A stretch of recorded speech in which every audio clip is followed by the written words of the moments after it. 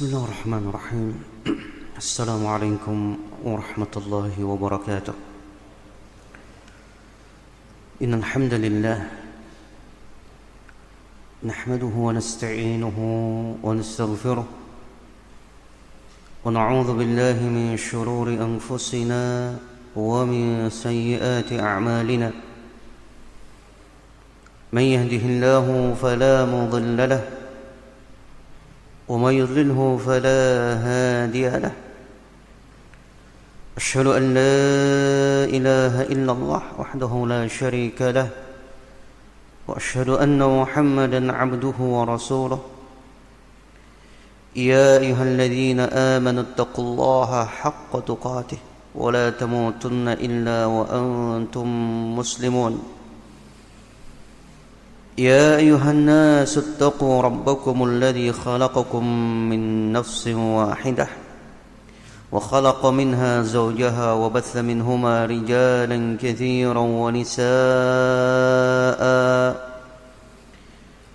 واتقوا الله الذي تساءلون به والأرحام إن الله كان عليكم رقيبا. يا أيها الذين آمنوا اتقوا الله وقولوا قولا سديدا يصلح لكم أعمالكم ويغفر لكم ذنوبكم ومن يطع الله ورسوله فقد فاز فوزا عظيما. أما بعد فإن أصدق الحديث كتاب الله وخير الهدي هدي محمد صلى الله عليه وعلى آله وسلم وشر الأمور محدثاتها فإن كل محدثة بدعة وكل بدعة ضلالة وكل ضلالة في النار. وبعد. معاشر الإخوة rahimani Allah wa iyyakum. Semoga Allah Subhanahu wa taala senantiasa mencurahkan rahmatnya kepada kita semuanya, menjalani aktivitas kehidupan akan pasti merasakan kelelahan, keletihan,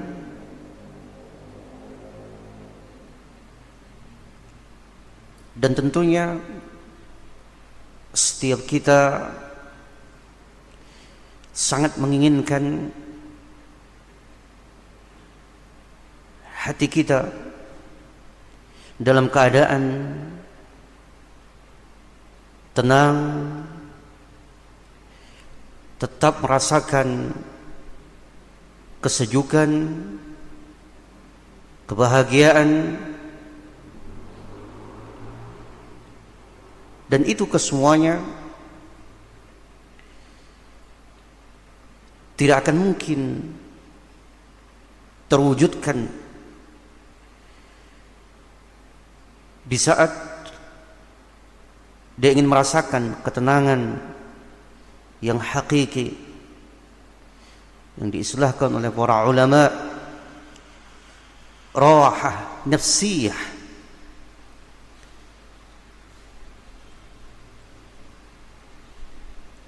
Tidak akan mungkin bisa didapatkan selain dengan cara yang telah ditetapkan oleh zat yang menciptakan hati, yang paling mengetahui perihal bergejolaknya hati, Allah.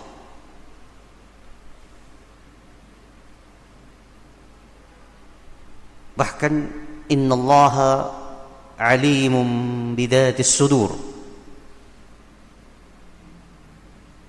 Allah Subhanahu wa taala Maha mengetahui. Tidak sekedar mengetahui, tetapi Maha mengetahui segala sesuatu yang ada dalam hati-hati hambanya. Ketika kita berupaya merengkuh beragam cara, beragam upaya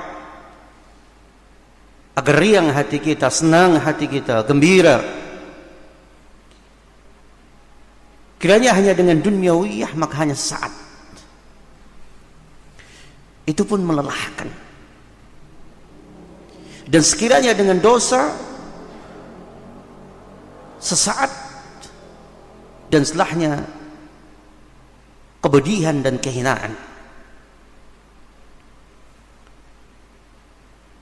Karena tidaklah keburukan dilakukan seorang hamba kecuali akan pasti menyisakan keburukan yang akan dirasakan. Sebagaimana telah dinaskan oleh Nabi sallallahu alaihi wasallam. Di saat dosa kita lakukan, Allah pastikan kita fi qalbihi nuqtatan sauda. Titik hitam Allah lekatkan di hati hamba ini. Walaupun ketika dia melakukan apa yang mereka anggap, dalam tanda kutip, apa yang mereka anggap menyenangkan, membahagiakan, tetapi ketika kemaksiatan akan pasti imbas buruk dia rasakan. Dosa adalah hutang.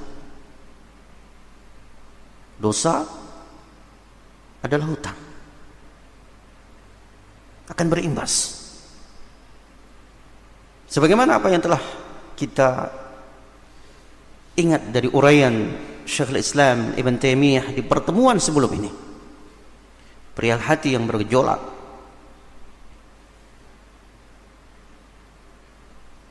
Bagaimana ada kalanya para salaf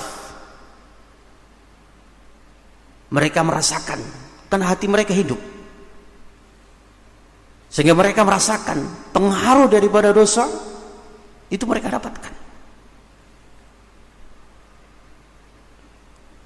Mereka merasakan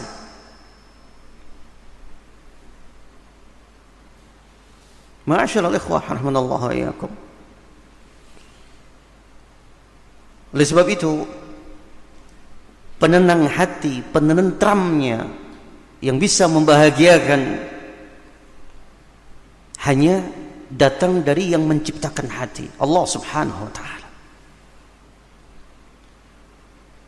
Dan karakter hati yang akan bisa damai, yang akan bisa menerima apa yang datang dari Allah, kata Syekhul Islam Ibn Taimiyah, araqquha wa awsafaha wa asfaha.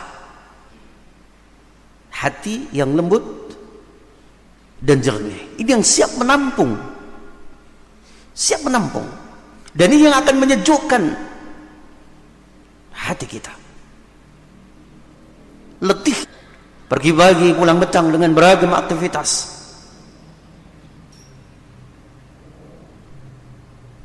maka tidak ada yang akan bisa menjaga hatinya dan lebih menenangkan kecuali kita berupaya mengisi hati kita dengan apa yang datang dari Allah Subhanahu wa ta'ala. Majlis al-ilm, majlis zikir, sesuatu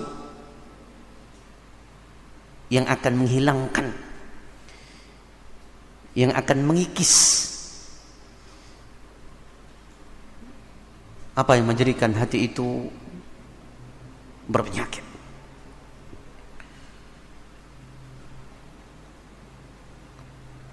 Kemudian kita lanjutkan uraian Syekhul Islam Ibn Taimiyah rahimahullahu ta'ala perihal hati.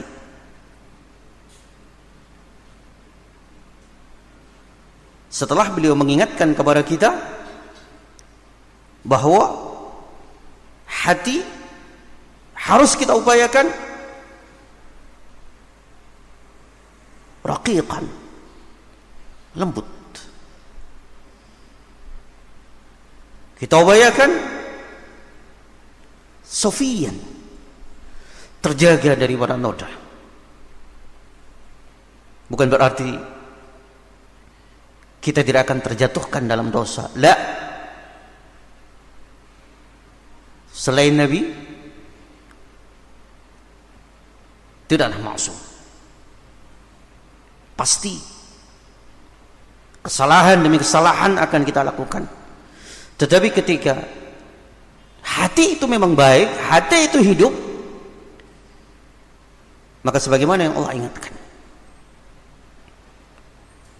wa idza fa'alu fahishatan aw zalamu anfusahum dzakarullah wastaghfaru lidunubihim. Sifat hati yang hidup. Saat mereka melakukan dosa, menzalimi dirinya, maka akan cepat mereka mengingat Allah Subhanahu wa ta'ala, dan cepat mereka memohon ampunan kepada Allah, beristighfar kepada Allah Subhanahu wa ta'ala.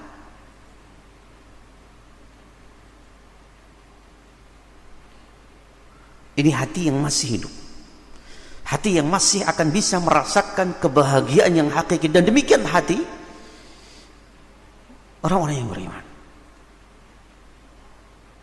karena sadar dan yakin setiap saat kesalahan dan dosa kita lakukan di masa yang penuh dengan fitnah, penuh dengan cobaan. Siapa yang bisa menghindar? Oleh sebab itu ketika dikatakan araqquha wa asfaha, bukan berarti hati yang tidak ada dosanya sama sekali, orang yang tidak terjebak dalam dosa sama sekali, bukan. Dosa sesuatu yang akan terjadi, tetapi hati yang hidup beda dengan hati yang mati, beda dengan hati yang mati, beda dengan hati yang berkarat, beda dengan hati yang ada ran, noda hitam yang sudah kelam, tebal, sulit untuk jinak tunduk dengan perkara-perkara yang baik.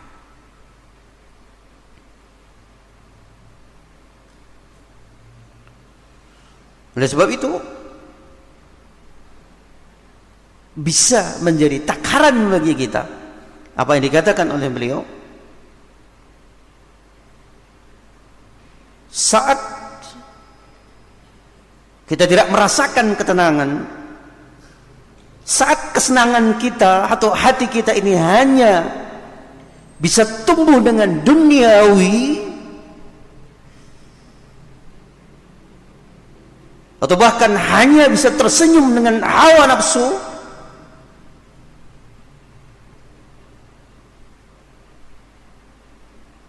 maka kita harus curiga, karena ini akan menghalangi sesuatu yang benar-benar bisa menghidupkan hati yang telah datang dari Allah Subhanahu wa ta'ala.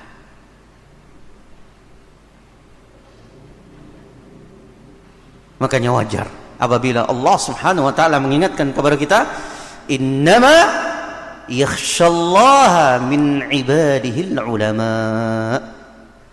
Orang yang memiliki khasyah yang benar, yang benar-benar takut kepada Allah adalah para ulama, orang-orang yang memiliki ilmu.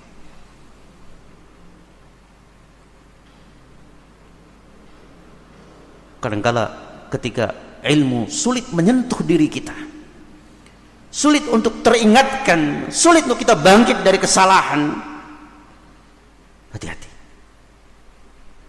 Kita harus cepat menyadari.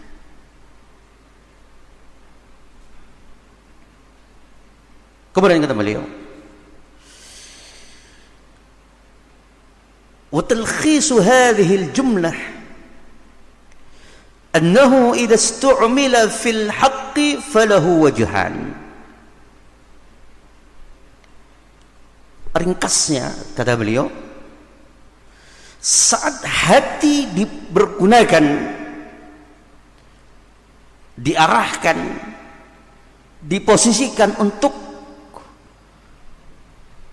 hanya perkara yang datang dari Allah Subhanahu wa taala,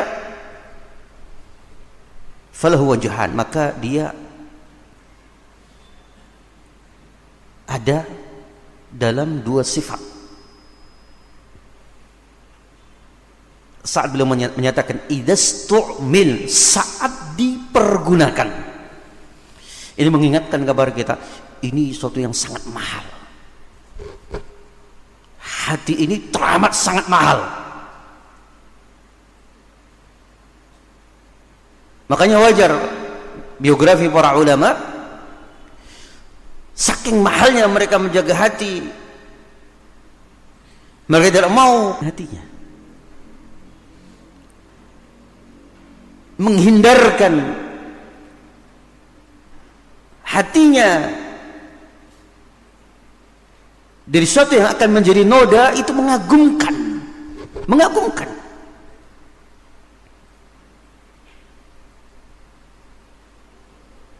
mendengarkan ada orang yang meniup seruling, terdengar sekilas dari jarak jauh, maka dia melintang. Coba perhatikan bagaimana para salaf melintang agar tidak terdengarkan suara seruling. Mereka nggak mau hati ini ustu'mila,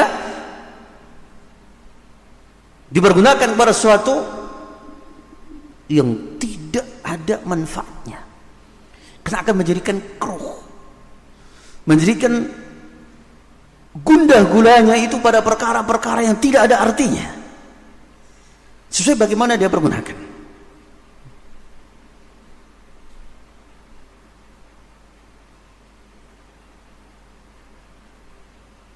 Oleh sebab itu, ketika jujur diarahkan, akan ada dua kondisi. Diarahkan ketika kita akan mengarahkan hati kita, karena orang itu berjuang dengan hatinya, dan Allah yang memberikan taufik. Kita berjuang dengan hati kita, adapun yang membuka, melapangkan, siapa? Allah Subhanahu wa ta'ala. Sisi yang pertama, wajhun muqbilun 'alal haqq,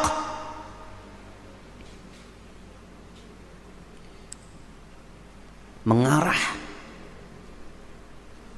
kepada yang hak. Benar-benar seorang ini membawa hatinya untuk terarahkan, tersibgah, terwarnai dengan sesuatu yang hak.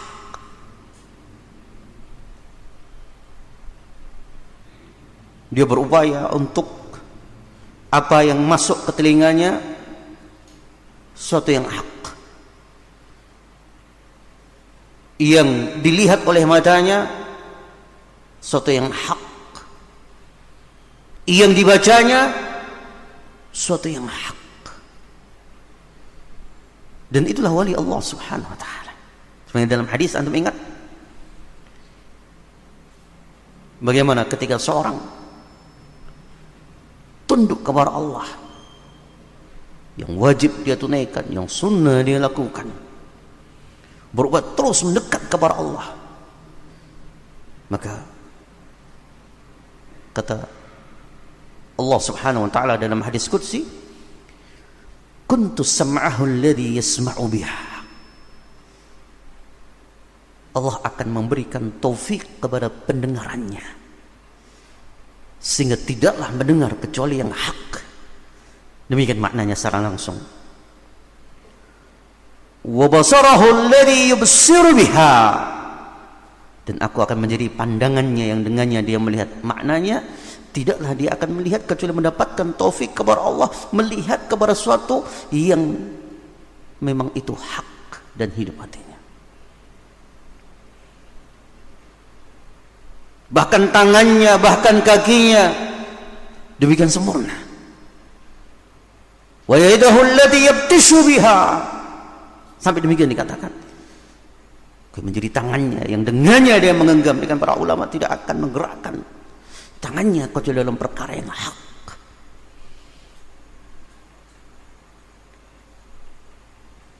Ini taufik min Allah.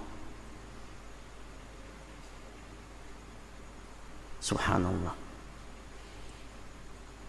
Wa min hadzal wajhi yuqalu lahu, pada poin ini, sisi ini, maka tepat untuk dikatakan wi'a'un wa ina, hatinya benar-benar penampung, wadah yang hanya bisa menerima yang hak, menerima yang hak. Lembut hatinya, mudah menerima teguran, mudah menerima peringatan, mudah menerima al-haq, ada semangat melakukannya, ada istibaq, berupaya untuk berlomba dalam kebaikan. Ajib keadaannya.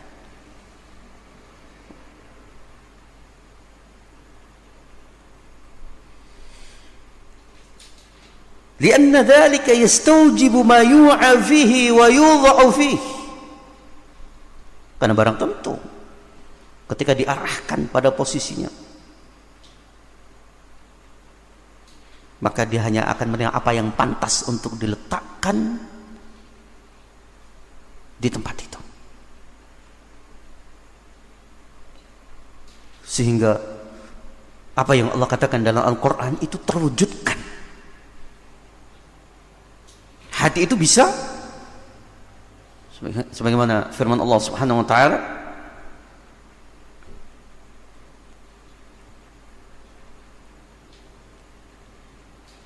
wa karraha ilaikumul kufra wal fusuqa wal isyan.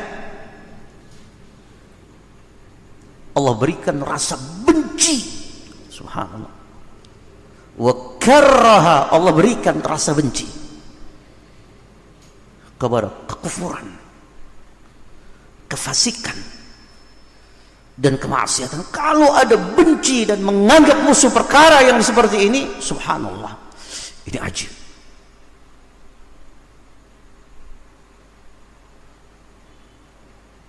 Sehingga yang tampil indah itu hanya keimanan, karena Allah yang memang menjadikan indah di hatinya. Allah berikan keimanan.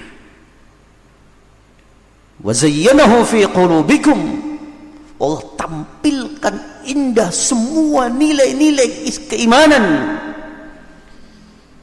pada hatinya. Subhanallah.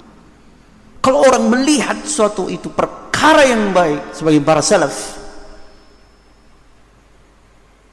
mau orang melihat itu aneh, mau orang itu melihat suatu yang tidak wajar, mau orang menyatakan itu demikian dan demikian, tidak masuk pada telinganya, tidak masuk pada logikanya. Logikanya sudah terarahkan dengan apa yang memang datang dari Allah Subhanahu wa ta'ala. Hanya bisa menerima yang datang dari Allah. Semuanya terangkat wasawas, sampah, nggak ada artinya. Itu kalau sudah, subhanallah, yang indah itu hanya Islam, yang mulia hanya Islam.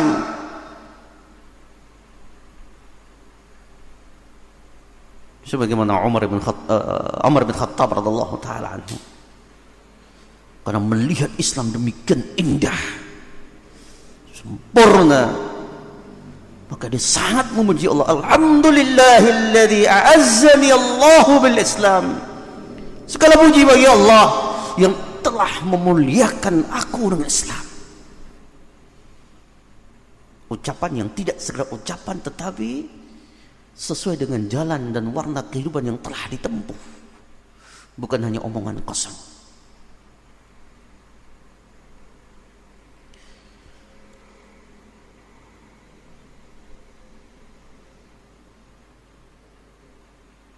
Wa hadhihi sifah, sifat seperti ini dikatakan sifat wujudin wa thubut, sifat yang memang telah ditetapkan dan benar adanya. Jujur dia ingin menghidupkan hatinya, dia akan pasti merasakan kelezatan, akan pasti, kalau jujur. Tapi kalau setengah, ya setengah kita dapatkan. Karena kita ini subhanallah berada dalam arus yang sangat kuat tarikannya. Tarikan syahwat sangat kuat. Tarikan syubhat sangat kuat. Tarikan dari ambisi-ambisi kita demikian kuat. Ada kalanya kita termotivasi melakukan sesuatu pun kita melihat apa tendensinya atau sangat bertendensi.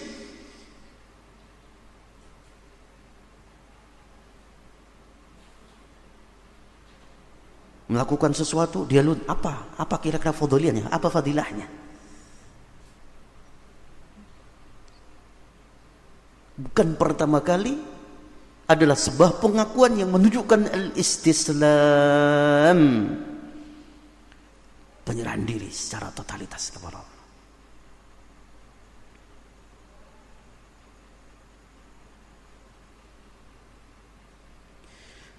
Ini sifat yang pertama.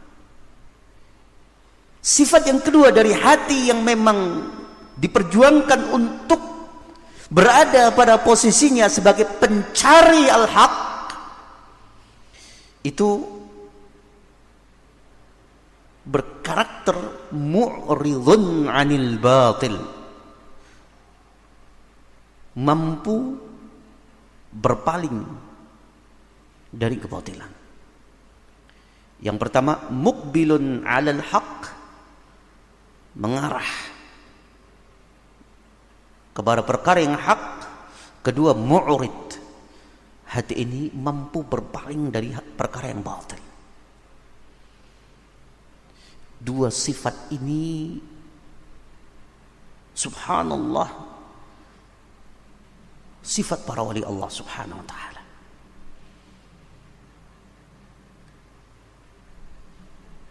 Mengamalkan perintah Allah, hidup hatinya, dan berkarakter meninggalkan perkara yang batil. Tidak akan mungkin tercampurkan antara al-batil dengan al-haq. Dengan apa yang kita lihat di sebagian orang yang menyatakan kalau sudah wali Allah maka tidak ada poin yang kedua ini. Seakan-akan demikian. Batil bukan kebatilan, maksiat bukan kemaksiatan.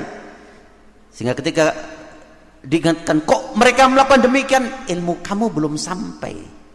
Ilmu kamu belum sampai. Gak pernah sholat, tingkah lakunya gila, sampai mereka memiliki manhaj bermuamalah dengan wali. Kalau walinya itu wali majdzub, maka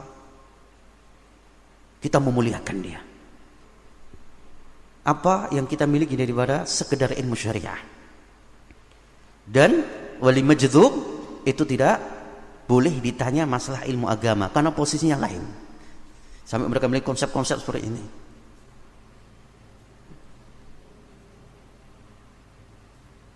Mensikapi kebodohan dengan kebodohan. Kalau dia wali, dia akan berkarakter muqbil 'alal haq, mu'ridun 'anil batil. Itu pasti. Siapa yang lebih baik dari Rasulullah sallallahu alaihi wasallam? Bukankah para wali Allah sebagaimana Allah ingatkan, ala inna awliya Allah la khaufun 'alaihim wa lahum la yahzanun? Dikatakan mereka adalah orang-orang yang bertakwa kepada Allah Subhanahu wa taala. Bagaimana karakter orang yang bertakwa? Muqbilun 'alal haqqi mu'ridun 'anil batil. Ini yang diingatkan. Sehingga kita tidak salah dalam melihat. Sebagaimana orang melihat dengan keawamannya tentang wali Allah dengan sesuatu yang memang bukan mengukur, bukan dengan ukuran, bukan dengan takaran yang telah ditetapkan dalam agama. Dengan pemikiran yang sekarang sangat ramai, yang sering diperbincangkan dengan wali majdzub, coba antum pikirkan, Adakah para sahabat yang menempati atau yang dikatakan para sahabat yang majdzub? Pernah antum mendengar atau membaca biografi para sahabat yang majdzub? Tidak ada. Para tabi'in tidak ada. Mereka lebih utama. Mereka telah Allah puji, kuntum khaira ummatin ukhrijat linnas ta'muruna bil ma'ruf wa tanhauna 'anil munkar. Perhatikan, wa tanhauna 'anil munkar. Bagaimana mungkin mereka akan berkarakter sebagaimana yang ada kalanya kita lihat sholat? Tidak. Tingkah lakunya jahil, perokok berat. Allah musta'an, fala haula wala quwwata illa billah. Alhamdulillah alal islami was sunnah. Terus antum berdoa kepada Allah, sebenarnya doanya para salaf, Allahumma ahini alal islami was sunnah wa amitni alal islami was sunnah. Ya Allah, hidupkan kami di atas Islam dan sunnah, dan matikan kami di atas Islam dan sunnah. Bahagianya mereka mengikuti jalan para sahabat satu-satunya.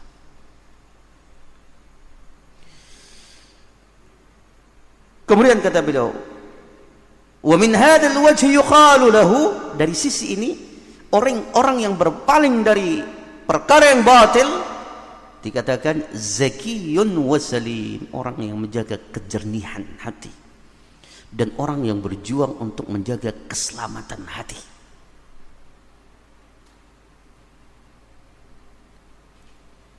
Wa tahirun, dan orang yang berupaya untuk menjaga hati ini bagaimana suci.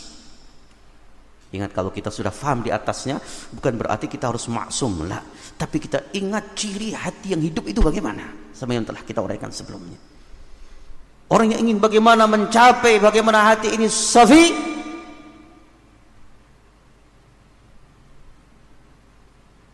pasti tentunya juga layaknya sebuah perjuangan, ada tantangan.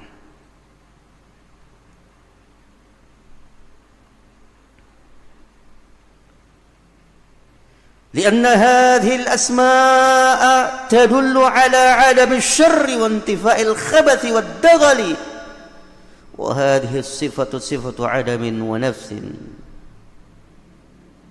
Tentu sifat atau nama-nama yang tadi disebutkan, bagaimana yang bersih, yang selamat, yang suci, secara umum adalah sebuah langkah yang mengisyaratkan untuk supaya hati ini jernih, bersih dari kotoran, dari noda.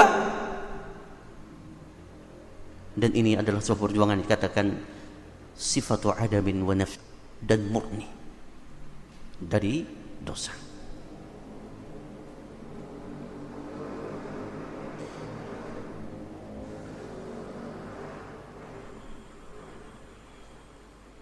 Ini subhanallah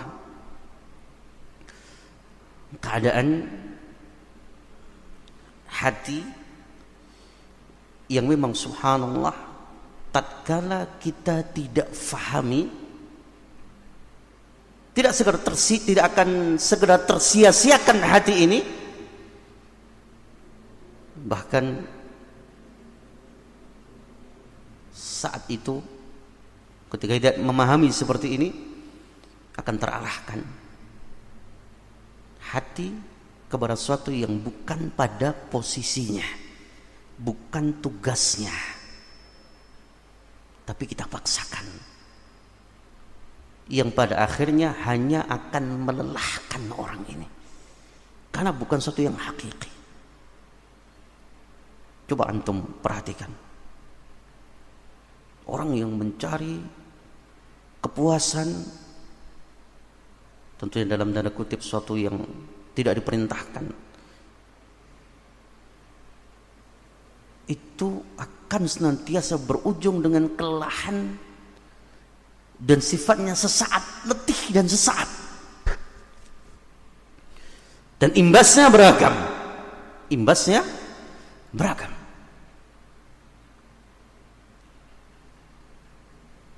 baik ketika dia terjebak dalam hawa nafsu atau terjebak dalam bid'ah.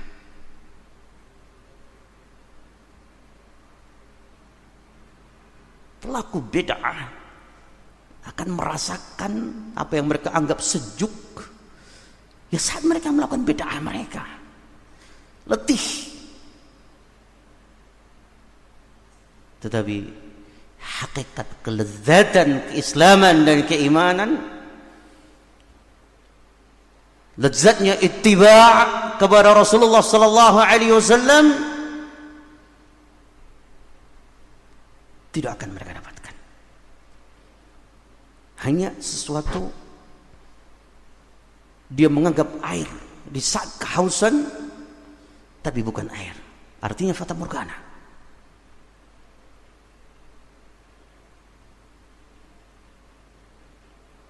Demikian pula para pelaku kemaksiatan.